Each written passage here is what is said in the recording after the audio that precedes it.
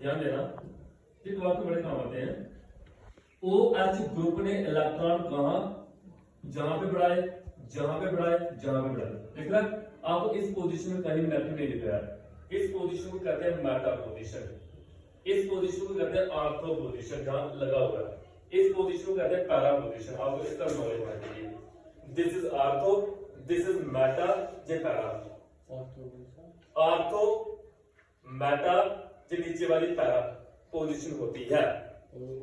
और इस मैं कहूं OH ग्रुप ने इलेक्ट्रॉन इंक्रीज किए, कहां किए? ओनली आर्थो एंड पैरा पे इंक्रीज किए, ओनली आर्थो एंड पैरा पे इंक्रीज किए। मेटा पे हाई गई थी कि वहां मेटा में नेगेटिव आ गई, कहीं नेगेटिव नहीं है, कहीं नेगेटिव नहीं है, कहीं नेगेटिव नहीं है, ध्यान रखना है।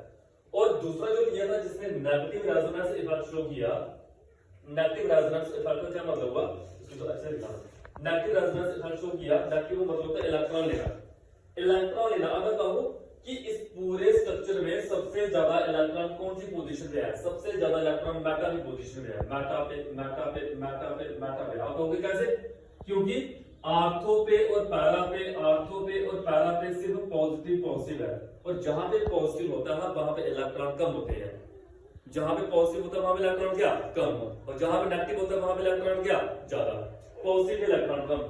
तो आपको मैं कहूं जहां पे क्या है, जहां पे किसी, जहां पे मान लो किसी गरीब ने आना अटैक करेगी, वो कहां अटैक करेगा? यहाँ पे मेटा पे अटैक करेगा।